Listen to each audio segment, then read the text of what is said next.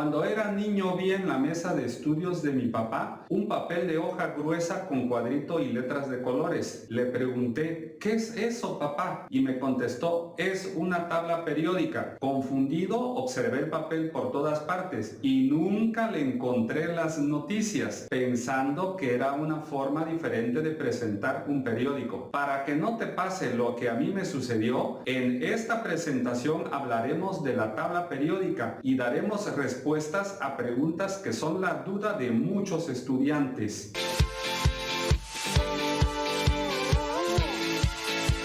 Tu profe de química te pide que lleves una tabla periódica a la clase del día siguiente. La compras en la papelería, la descargas de internet, se la arrebatas a tu hermano mayor, hasta en las pastas de algunos cuadernos ya la incluyen. ¿Cuál es la definición de tabla periódica?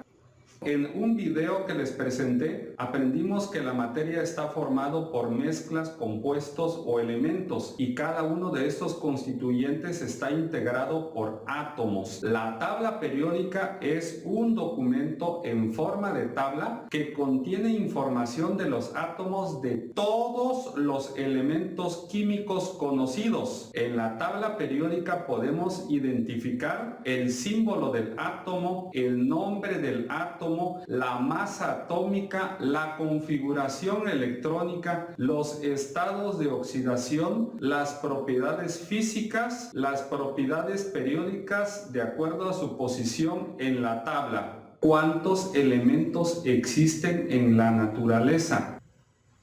Una forma sencilla de responder a esta pregunta consiste en contar a todos los elementos químicos registrados en la tabla periódica. Siguiendo este procedimiento, sabremos que existen 118 elementos. Haciendo un análisis más profundo del tema, hay diferentes formas para clasificar a los elementos químicos. Uno de ellos es organizarlos en elementos naturales y elementos artificiales. Los libros de texto generalmente indican que existen 90 elementos químicos naturales y 28 elementos químicos creados en aceleradores de partículas y reactores nucleares. En 1937, el físico italiano Emilio Segre estudiaba la radiación anómala emitida por los átomos del elemento molibdeno al ser bombardeados con núcleos de hidrógenos en un acelerador de partícula. Haciendo un análisis cuidadoso de los resultados, Segre llegó a la conclusión que esa radiación era emitida por un elemento químico desconocido. A este elemento se le llamó tecnecio, cuyo nombre deriva del griego tekne, que significa artificial. Habían creado el primer elemento químico. Algunos investigadores sostienen que el tecnecio existió en la vida temprana de la Tierra, pero el promedio de tiempo de la desintegración de sus átomos es menor al tiempo de vida de nuestro planeta, y eso explica su inexistencia en la naturaleza. Algo semejante sucedió con los elementos neptunio, plutonio y prometio, observados solo en reactores nucleares. Los elementos químicos con número atómico mayor al plutonio no existen indicios de procesos naturales que la produzcan. De estos elementos en la tabla periódica podemos leer el americio, curio, berkelio, californio e instenio, y le puedes seguir hasta el elemento 118. En conclusión, en la tabla periódica hay registrados 94 elementos químicos naturales y 24 elementos químicos artificiales. Nos vemos en la siguiente entrega. Suscríbete al canal. Cuídate mucho. Adiós.